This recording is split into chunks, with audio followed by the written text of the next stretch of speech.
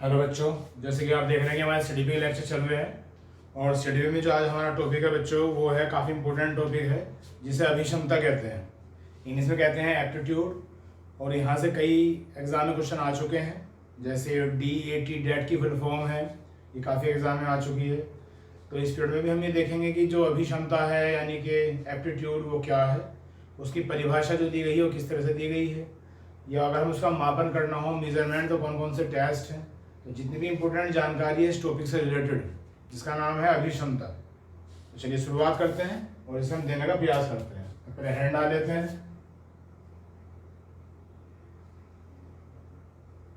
अभिक्षमता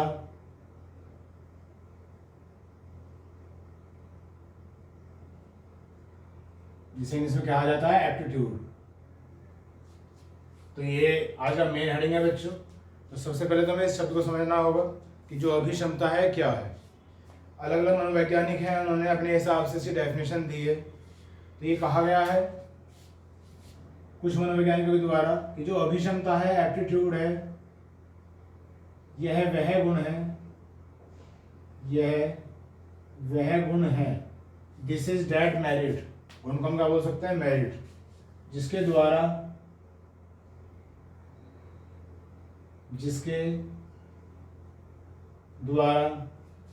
कोई व्यक्ति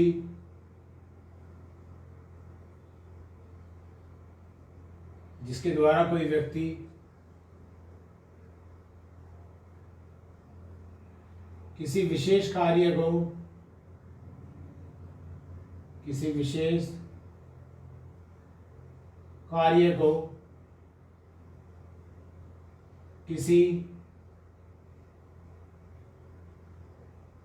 विशेष प्रकार से कर सकता है, किसी विशेष प्रकार से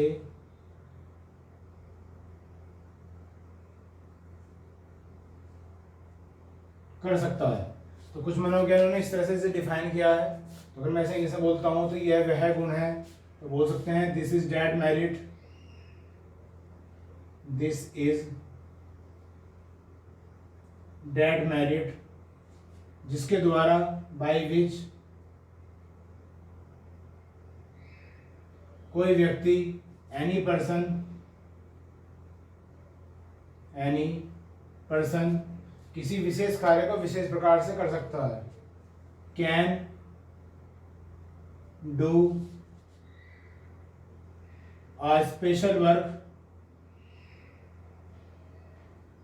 can do a special work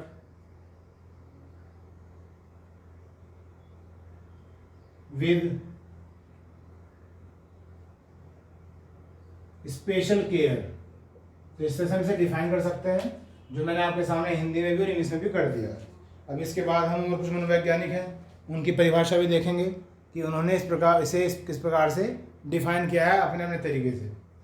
अगर हम आगे चलते हैं बच्चों, तो आगे यह है कि अभिक्षमता हम एप्टीट्यूड को इस तरह से भी डिफाइन कर सकते हैं कि बहुत सारे मनोवैज्ञानिक हैं, उन्होंने ये कहा है कि जब कभी भी कोई बालक एक नया ज्ञान प्राप्त करता है और नया ज्ञान प्राप्त करने से पहले जब वह अपने नए ज्ञान को पूर्व ज्ञान से जोड़ता है, या नया ज्ञान देने से पहले कोई शिक्षक उसे देखता है कि उसके पास कितना पूर्व ज्ञान है और कितनी मात्रा में है, तो इसे भी हम कह देते हैं कि यह भी उसकी अभिक्षमता है। This is also an aptitude. तो अभिक्षमता को हम इस तरह से भी डिफाइन कर सकते हैं। कई मनोवैज्ञानिक हैं, उनमें से मनोवैज्ञानिक हैं फ्रीमैन ने भी इसे डिफाइन किया है अपने अंदाज में। उन्होंने कहा है कि अगर मान लिया एक व्यक्ति किसी कार्य को करने के लिए अलग अलग तरह के गुणों का इस्तेमाल करता है और जब उन गुणों का संयुक्तिकरण करता है किसी भी एक विशेष कार्य को करने के लिए, तो जो एक विशेष परिणाम आता है उसे उस बालक की या उस व्यक्ति की अभिक्षमता से जाना जाता है, उसे उस बालक की या उस व्यक्ति की एप्टीट्यूड कह दिया जाता है। तो इस तरह से कई डेफिनेशन हैं जो अलग अलग मनोवैज्ञानिकों ने इस टर्म के लिए अलग अलग अपने तरीके से दी है। तो अभी मैंने एक नाम लिया था फ्रीमैन, ये साइकोलॉजिस्ट हैं जो काफ़ी फेमस हैं, और जो मैंने बताया कि इन्होंने भी अपनी डेफिनेशन दी है, अपनी परिभाषा दी है तो उसे लिख लेते हैं। इन्होंने कहा है कि जो किसी व्यक्ति की जो अभिक्षमता होती है, किसी व्यक्ति की अभिक्षमता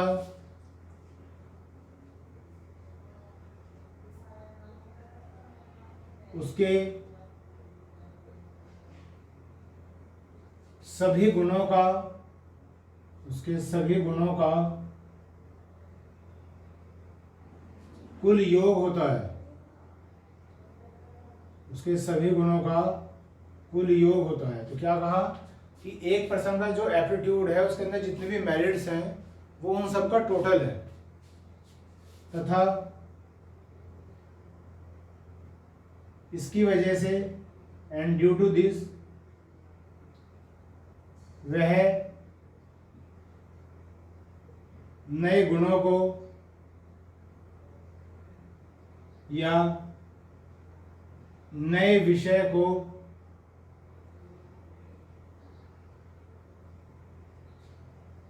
सीखने की कौशलता,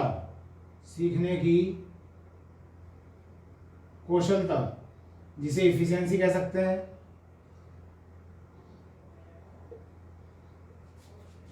का विकास कर पाता है,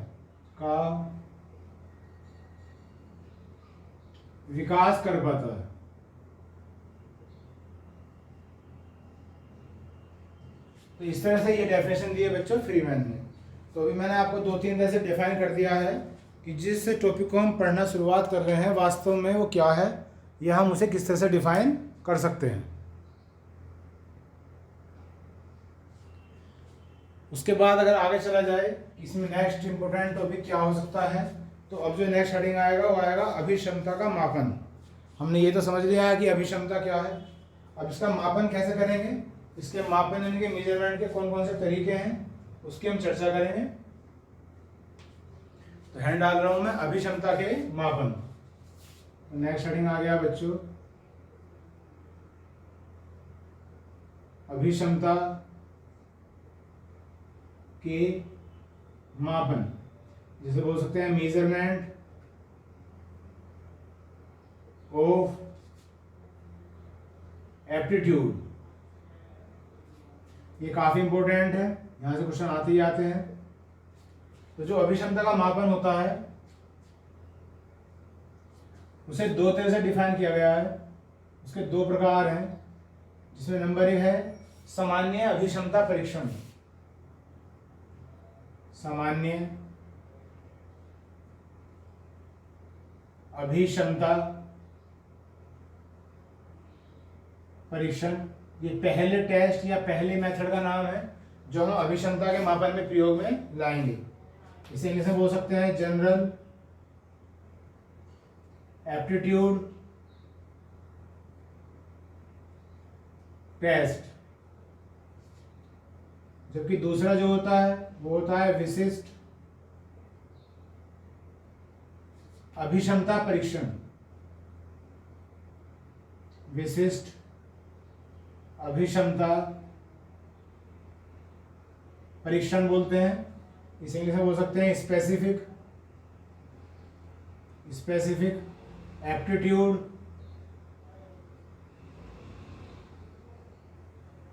टेस्ट। तो ये जो 2 टेस्ट है बच्चों, यानी कि 2 प्रकार हैं अभिक्षमता का मापन करने के लिए। अब इन दोनों को समझेंगे कि इन दोनों में जो है इंपॉर्टेंट फैक्टर क्या है, इंपॉर्टेंट टर्म्स क्या हैं। लेकिन सबसे पहले आगे बढ़ने से पहले हमें ये सोचना होगा कि जो 2 टर्म हैं इन 2 टर्म में डिफरेंस क्या है। पहले वर्बली बता देता हूँ एक बार, फिर आपको सब समझा के लिख के दिखाऊंगा। ये जो सामान्य अभिक्षमता परीक्षण है जनरल एप्टीट्यूड टेस्ट, इसमें एक बार में एक बालक या एक व्यक्ति की जितनी भी विशेष अभिक्षमताएं होती हैं उन सब का मापन एक साथ किया जाता है। जबकि ये जो विशिष्ट अभिक्षमता परीक्षण है इसमें केवल एक अभिक्षमता का परीक्षण एक बार में किया जाएगा। ये एक बेसिक डिफरेंस है इन दोनों में। कोई अगर आपसे पूछता है कि what is the difference between 2 terms, तो आप बताओगे कि जो सामान्य अभिक्षमता परीक्षण है जनरल एप्टीट्यूड टेस्ट, इस टेस्ट में किसी व्यक्ति या किसी बालक की जितनी भी अभिक्षमताएं होती हैं उन सब का मापन एक बार में ही किया जाएगा, एक साथ किया जाएगा। जबकि इस विशिष्ट अभिक्षमता परीक्षण में किसी बालक या व्यक्ति की जो एक विशिष्ट अभिक्षमता होती है, एक जो स्पेसिफिक एप्टीट्यूड होता है, उसका मापन किया जाएगा एक बार। तो ये पहला डिफरेंस है जो हमें बताना चाहिए, ये हमें पता होना चाहिए। तो अभी मैंने आपको बताया कि हम अभिक्षमता के मापन कर रहे हैं और इसमें जो है इसे दो प्रकार से बांटा जा सकता है, जैसे मैंने आपके सामने हेडिंग लिखे हैं। अब जो ये पहला हेडिंग है इसे हम समझने का और डीपली प्रयास करते हैं। तो पहला हेडिंग दोबारा डाल लेते हैं और फिर इसे डिफाइन करते हैं कि क्या क्या इसमें टेस्ट है। तो ये जो पहला हेडिंग है बच्चों, इसे दोबारा डाला जा रहा है, ये मेन हेडिंग बना के, सामान्य अभिक्षमता परीक्षण, जनरल एप्टीट्यूड टेस्ट।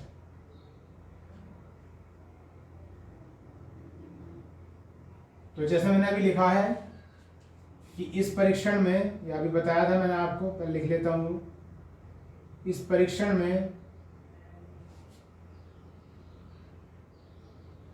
किसी व्यक्ति या बालक, किसी व्यक्ति या बालक की सभी अभिक्षमताओं, सभी अभिक्षमताओं,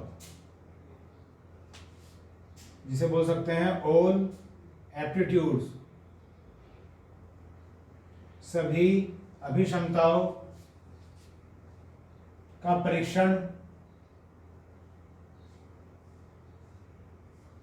एक साथ एक बार में ही किया जाता है, एक साथ या एक बार में ही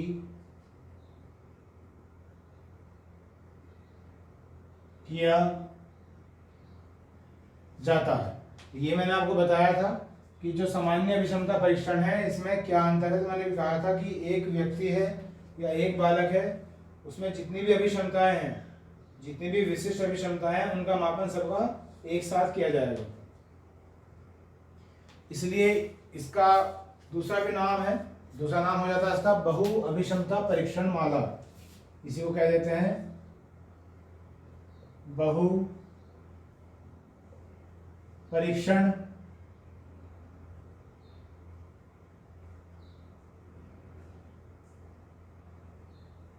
बहु अभिक्षमता कह दीजिए, बहु अभिक्षमता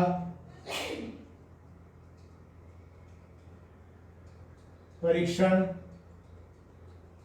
माला। इस नाम से भी इसे ही पुकारा जाता है, जिसे इंग्लिश में बोल सकते हैं multi aptitudes, multi aptitudes batteries.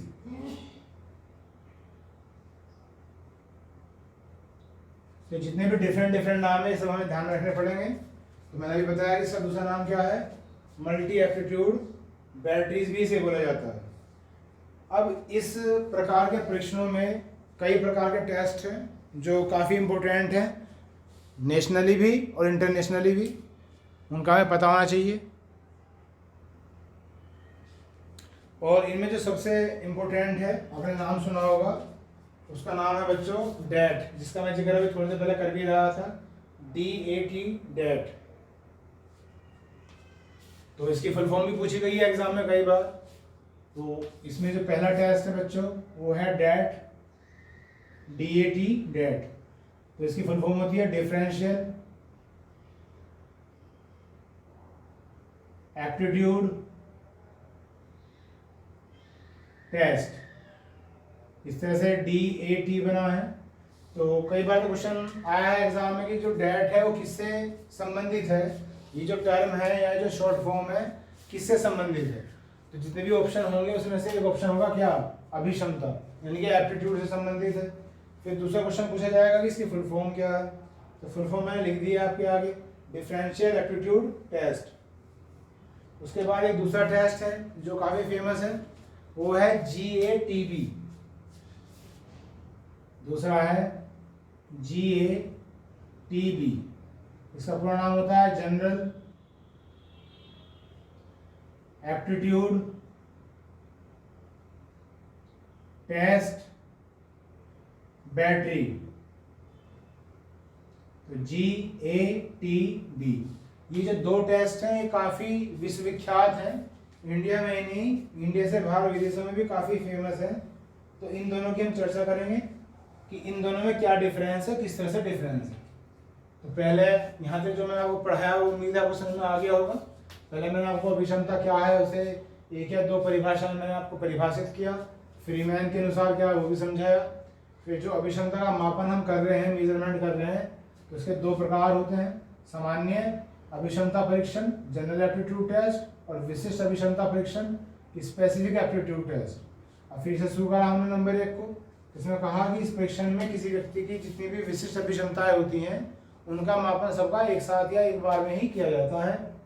और फिर इसके एग्जाम्पल है डेट और GATB, और यहाँ तक मैं आपको ये बता चुका हूँ। अब इससे आगे बताने के लिए मैं इसे रब कर रहा हूँ और फिर इनकी व्याख्या करेंगे कि डेट क्या है और GATB क्या है।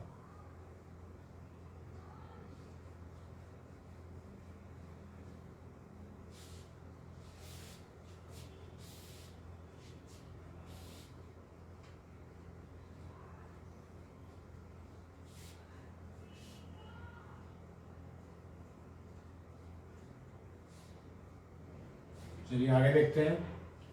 तो अब जो हमें पहला जो एग्जाम्पल था बच्चों क्या था, डेट था, जिसे बोला गया था डिफरेंशियल एप्टीट्यूड टेस्ट। इसकी फुल फॉर्म आपको इंग्लिश में याद करनी पड़ेगी, हालांकि मैं इसकी हिंदी भी लिख सकता हूँ, लेकिन इंग्लिश में याद करेंगे तो आसानी रहेगी आपके लिए, तो इसे इंग्लिश में याद रखें। तो डेट क्या है इसे पूरी तरह से हम आगे व्याख्यात करते हैं या समझते हैं। तो हैंड डाल देता हूँ मैं, डेट। और डेट क्या है, फुल फॉर्म क्या है मैंने बता दी। अब इसमें क्या है कि पहली बात तो ये है कि कौन सी कक्षा के बालकों के लिए है। तो सबसे पहला पॉइंट होता है कि ये 8वीं कक्षा के लिए है। 8वीं कक्षा के लिए जो मापन किया जाता है, जो बालक हैं, जो विद्यार्थी हैं, उनका मेजरमेंट किया जाता है उनके एप्टीट्यूड का, उनकी अभिक्षमता का। तो 8 क्लास के लिए है, पहली बात तो ये।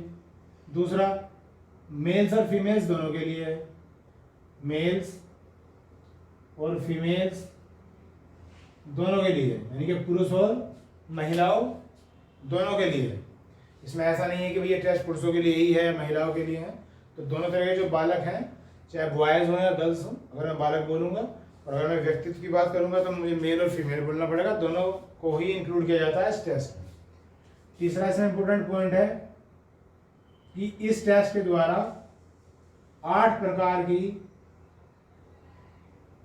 विशिष्ट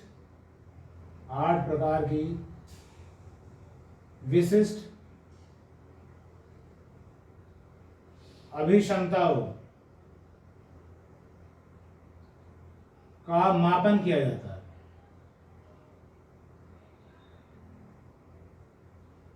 जो 8 स्पेसिफिक एप्टीट्यूड है उनका मेजरमेंट किया जाता है इसके द्वारा। तो ये जो 8 टाइप की जो मेजरमेंट है या जो एप्टीट्यूड है इनका हमें पता होना चाहिए, और यहाँ से क्वेश्चन ये आता ही आता है। तो इसमें सबसे पहले जो 8 है इनकी काउंटिंग करके लिखेंगे। तो सबसे पहले होता है बच्चों नंबर 1, ये याद होनी चाहिए सभी को, शाब्दिक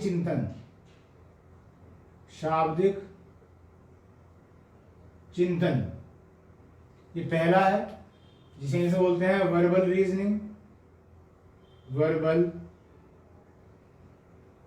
रीजनिंग बोल दिया जाता है, और शॉर्ट फॉर्म में VR।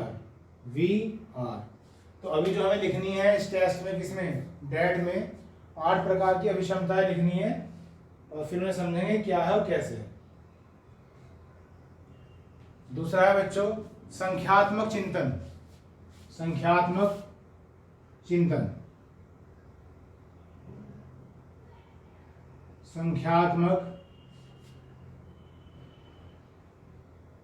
चिंतन। इसे हो सकते हैं न्यूमेरिकल रीजनिंग। हालांकि रीजनिंग जो है तर्क शक्ति कह देते हैं, लेकिन चिंतन के लिए भी इसी शब्द को इस्तेमाल कर लेते हैं, और शॉर्ट फॉर्म में क्या बोलेंगे, NR, न्यूमेरिकल रीजनिंग। तो ये दूसरी प्रकार की अभिक्षमता हो गई बच्चों। उसके बाद जो तीसरी अभिक्षमता है उसे देखते हैं। तीसरी जो अभिक्षमता है वो है अमूर्त चिंतन। अमूर्त चिंतन नंबर 3। अमूर्त चिंतन, जिसे बोल देते हैं एब्स्ट्रैक्ट रीजनिंग, यानी कि AR। और अमूर्त और मूर्त हम पहले भी पढ़ चुके हैं कि जो अमूर्त होते हैं उनमें क्या एब्स्ट्रैक्ट है, यानी कि फीलिंग्स हैं, भावनाएं हैं, जो फिजिकली फॉर्मेट में हमारे सामने ना हो, जो कल्पनाओं पर आधारित हो, उन्हें हम क्या बोलते हैं, अमूर्त बोलते हैं। तो इन सब बातों में जो चिंतन किया जाता है, जो रीजनिंग लगाई जाती है, ये है AR यानी एब्स्ट्रैक्ट रीजनिंग। और ये तीसरे प्रकार की अभिक्षमता है जिसका मापन किया जाता है। उसके बाद है बच्चों चौथा दैशिक संबंध, ना लिख लेते हैं। नंबर 4 है दैशिक संबंध। इसे बोलते हैं space relations, space relation, short form में SR। ये चौथी अभिक्षमता हो गई है। उसके बाद बच्चों पांचवी अभिक्षमता है यांत्रिक चिंतन। यांत्रिक चिंतन, पहले टर्म लिख लेते हैं, फिर इनके बारे में थोड़ा सा डिफाइन करेंगे। पांचवा है यांत्रिक चिंतन। आप साथ साथ याद करते रहे, लिखते रहे। यांत्रिक चिंतन इसे बोलते हैं मैकेनिकल रीजनिंग, जिसे बोला जाता है MR। ये पांचवा हो गया है। उसके बाद बच्चों है नंबर 6, नंबर 7 और नंबर 8। नंबर 6 में है प्रत्यक्ष ज्ञानात्मक गति तथा शुद्धता। प्रत्यक्ष ज्ञानात्मक गति तथा शुद्धता। प्रत्यक्ष ज्ञानात्मक गति व शुद्धता, जिसे बोल सकते हैं इंग्लिश में perceptual speed, perceptual speed and accuracy, ये बोला जा सकता है। 6 हो गई है अभिक्षमताएं, 76 के एप्टीट्यूड हो गए हैं। उसके बाद है नंबर 7 वर्तनी बोलेंगे। वर्तनी जिन्हें इंग्लिश में स्पेलिंग्स कह दिया जाता है। वर्तनी स्पेलिंग्स, इसे बोल देते हैं शॉर्ट फॉर्म में SP, इसे बोल देते हैं PSA। Perceptual speed and accuracy बोल दिया जाता है। उसके बाद बच्चों नंबर 8 है भाषा उपयोग। भाषा उपयोग नंबर 8 इधर लिख लेते हैं। भाषा उपयोग बोल सकते हैं लैंग्वेज यूजेज।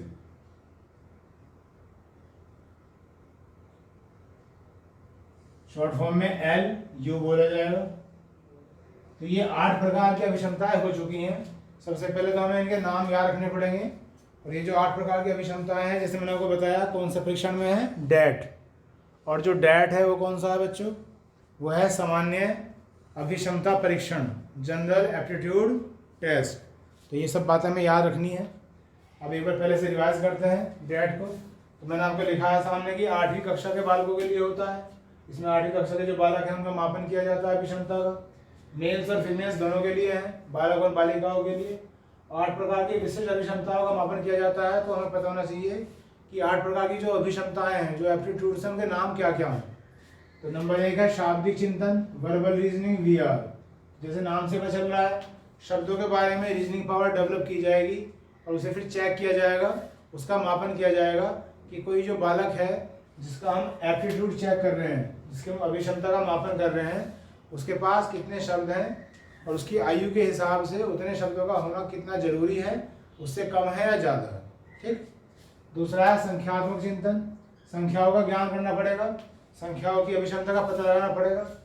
तीसरा है अमूर्त चिंतन, अभी मैंने बताया एब्स्ट्रैक्ट, अमूर्त का मतलब क्या होता है, फीलिंग्स हो गई। कल्पनाशील चिंतन करना, कल्पनाओं में तो जितने भी आर्टिस्ट होते हैं, जैसे कोई आर्टिस्ट है पेंटिंग बनाता है तो वो क्या करता है, अमूर्त चिंतन करता है। कोई लेखक है जो किताब लिखता है तो किताब लिखने से पहले उसके अंदर जो है थॉट्स होते हैं। कोई कवि है जो पोयम लिख रहा है, पोयम लिखने से पहले कुछ ना कुछ उसके दिमाग में है, कल्पना है, जिसे फिर वो एक पेपर पे उबेरेगा शब्दों की सहायता लेकर। तो कहीं ना कहीं इस प्रकार के चिंतन को हम बोलते हैं अमूर्त चिंतन। तो इसका भी हम टेस्ट करते हैं। फिर है दैशिक संबंध, दैशिक संबंध का मतलब है स्पेस रिलेशंस, मतलब इसे भी हम कैसे डिफाइन कर सकते हैं कि वो बालक जो है कितने विविध अभिक्षमताओं में सोच सकता है, इसे बोलते हैं दैशिक संबंध। यांत्रिक चिंतन, मैकेनिकल रीजनिंग कैसी है उसकी। प्रत्यक्ष ज्ञानात्मक गति व शुद्धता, परसेप्चुअल में पहले ही पढ़ चुके हैं, हमने सिद्धांत पढ़े थे, उसमें एक टॉपिक आया था प्रत्यक्ष परख। तो प्रत्यक्ष परख का मतलब ये होता है कि कुछ ऐसी आकृति हैं आपके सामने जिससे बालक को पहचाना जाता है। जैसे मान लो को ट्रायंगल की शेप दे दी, तो अगर मान लो को ठोस लकड़ी का गुटका है ट्रायंगल की शेप में, तो इसे एक उदाहरण माना जा सकता है प्रत्यक्ष परख योग्यता का। तो ये सब मैं समझा रहा हूँ आपको। उसके बाद है वर्तनी, उसकी स्पेलिंग्स कितनी है, कितनी गलती करता है, उसका भी मापन किया जाएगा। और 8वां है भाषा उपयोग। तो ये 8 प्रकार की अभिक्षमताओं का मापन किया जाता है इसमें, डैट में, और ये काफ़ी इंपॉर्टेंट है बच्चों, तो इसका आप ध्यान रखें। और जैसे मैंने बताया कि जो डैट है पूरे विश्व में विख्यात है। अगला पॉइंट इसमें आ सकता है, डैट पूरे विश्व में, इन द वर्ल्ड, विख्यात है, काफी फेमस है, तथा भारत में हिंदी भाषा में, भारत में हिंदी भाषा में जिस मनोविज्ञान के द्वारा इसे लाया गया या इसे एडोप्ट किया गया, ऐसे कह जाना चाहिए, हिंदी भाषा में प्रोफेसर ओझा, प्रोफेसर ओझा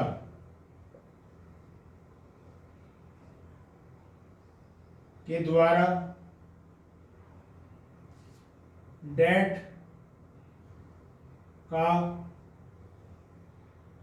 को एडॉप्ट किया गया या लाया गया,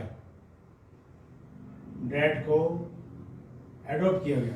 तो मैंने बताया कि जो आउटसाइड कंट्री हैं वहाँ पे काफ़ी फेमस है, लेकिन जो मनोवैज्ञानिक हैं जिन्हें श्रेय दिया जाता है इसे भारत में लाने का, तो उन्हें कहते हैं प्रोफेसर ओझा। उन्हीं के प्रयास हैं जिसकी वजह से हम डैट को आज हम समझ रहे हैं या पढ़ रहे हैं। उसके बाद ये कुछ इंपॉर्टेंट बातें थी बच्चों किसके बारे में, डैट के बारे में, और यहाँ से कोई ना कोई एक आधा क्वेश्चन बन के आता ही आता है। अब मैं इसे रब कर रहा हूँ और रब करने के बाद फिर आगे पढ़ेंगे। जो नेक्स्ट टॉपिक है आपका GATV, जो दूसरा टेस्ट है, और ये भी काफ़ी इंपॉर्टेंट है। तो इसे हम शुरुआत करते हैं कि क्या है, क्यों है और कैसे है।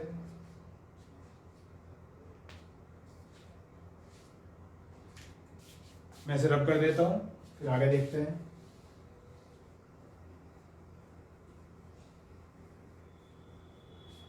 तो अभी हमने डैट पढ़ा है, और डैट मैंने अभी बताया था सामान्य अभिक्षमता मापन का एक उदाहरण था, एक प्रकार का टेस्ट था। जब हम कोई चीज़ पढ़ लेते हैं ना, ये जरूर पता होना चाहिए कि हमने किस टॉपिक से संबंधित उसे पढ़ा है और कौन से एग्जाम्पल में उसे पढ़ा है, वरना कन्फ्यूजन हो ही जाता है। हम पढ़ते रहते हैं, सीखते रहते हैं, और फिर कन्फ्यूज अपने आप को करते रहते हैं या होते रहते हैं। उसके बाद बच्चों है दूसरा है GATV, जो मैंने B लिखा था, GATV। तो फुल फॉर्म लिखी थी मैंने इसकी, जनरल एप्टीट्यूड टेस्ट बैटरी। ये इसकी फुल फॉर्म बताई गई थी, GATV।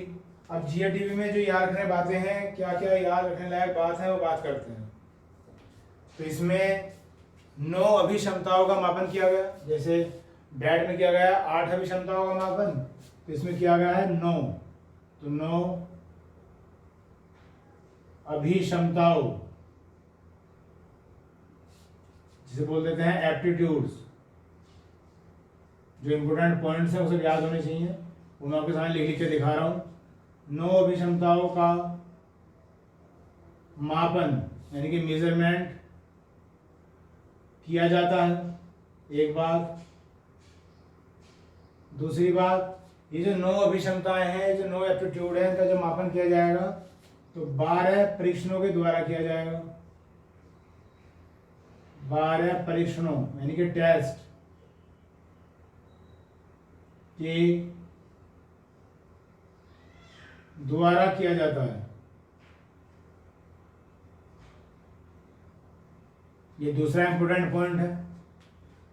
अब इन 12 परीक्षणों में बच्चों कुछ परीक्षण ऐसे हैं, कुछ टेस्ट ऐसे हैं जिनमें पेपर पेंसिल का प्रयोग किया जाता है। तो 12 में से जो 8 परीक्षण हैं वो पेपर पेंसिल परीक्षण है, ये याद रखना पड़ेगा। इनमें से यानी कि आउट ऑफ दैम 8 परीक्षण, इनमें से जो 8 परीक्षण हैं, जो 8 टेस्ट हैं, वह पेपर पेंसिल पेपर पेंसिल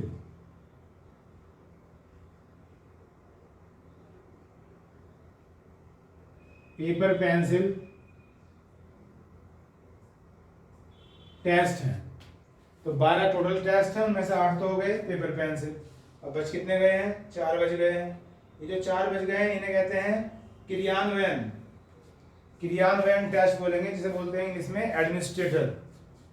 तो जो 4 टेस्ट हैं, शेष यानी कि रेस्ट, जो 4 परीक्षण हैं, ये हैं क्रियान्वयन बोलते हैं हिंदी में। क्रियान्वयन जिसे बोलते हैं एडमिनिस्ट्रेटर।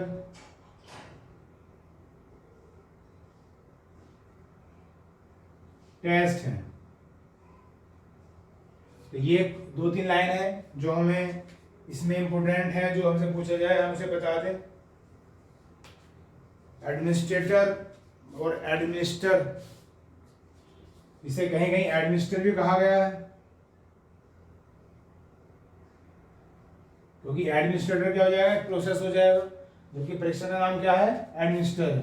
तो इन दोनों शब्दों में कंफ्यूज ना हो आप, इसलिए मैंने दोनों को ही लिख दिया है। अब इस पूरे परीक्षण को करने में जो समय लगता है, पहले वो देखेंगे कितना समय लगता है, और फिर जो 9 अभिक्षमताएं हैं वो तो पता होनी ही चाहिए। तो इसमें कहा गया है कि इस पूरे परीक्षण में करने में 2.5 घंटा लगता है। 2.5 घंटा इतना समय लगता है इस परीक्षण को करने में, इतना टाइम लगता है, ये इस परीक्षण में समय सीमा भी बता रखी है। तो बच्चे जो 2-3 लाइन लिखी गई हैं इनका तो हमें पता होना ही चाहिए। अब जो 9 अभिक्षमताएं हैं 1 by 1, इन सबको हमें देखना है कि कौन कौन सी अभिक्षमताएं हैं, इनके क्या क्या नाम है, किस तरह से हैं। तो पहला है, पहली अभिक्षमता का जो मापन किया जाता है इसमें वो है बुद्धि। इधर लिख लेते हैं। नंबर 1 है बुद्धि, जिसे कहते हैं इंटेलिजेंस। डेट में जो 8 थी और जो GATV में 9 अभिक्षमताएं हैं, इनका हमें याद रखना पड़ेगा। यहां से क्वेश्चन आता ही आता है 100%। तो बुद्धि जो पहली अभिक्षमता है, इसके द्वारा 3 प्रकार की अभिक्षमताओं का मापन किया जाता है। तो बुद्धि एक नाम हो गया अभिक्षमता का, और इसके द्वारा भी फिर 3 प्रकार की अभिक्षमताएं हैं जिनका मापन किया जाता है। तो 3 प्रकार कौन कौन से हैं? नंबर 1 तो है शाब्दिक, यानी कि वोकैबुलरी बोल सकते हैं। उसके बाद बी है बच्चों अंकगणितीय, लिख लेता हूं फिर समझाऊंगा। अंकगणितीय।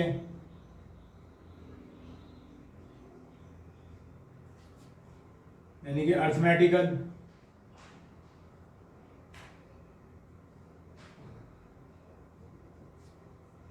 ये किसके अंदर है? बुद्धि के अंदर। तो ये बताया गया है कि पहली अभियोग्यता बुद्धि है, इसके द्वारा जो है 3 तरह के टेस्ट या 3 तरह का मापन किया जाता है। और तीसरा होता है त्रिविमीय। त्रिविमीय जिसे इसे बोलते हैं ट्राई डायमेंशनल। तो 3 प्रकार की अभिक्षमताएं बच्चों जो बुद्धि के अंदर आती है, जिनका मापन किया जाता है। उसके बाद है बच्चों दूसरा शाब्दिक। नंबर 1 के बाद है दूसरा क्या है? शाब्दिक, जिसे बोलते हैं वर्बल। इसमें 2 प्रकार की अभिक्षमताओं का मापन होता है। नंबर 1 समानार्थी शब्द जो समान अर्थ रखते हैं, जिन्हें इंग्लिश में बोल देते हैं सिनोनिम्स। और नंबर 2 होते हैं विलोम शब्द। विलोम शब्द जिन्हें बोल देते हैं एंटोनिम्स। तो 2 प्रकार के जो है मापन किए जाते हैं नंबर 2 में, शाब्दिक में। उसके बाद बच्चों तीसरा है संख्यात्मक। नंबर 3 है संख्यात्मक।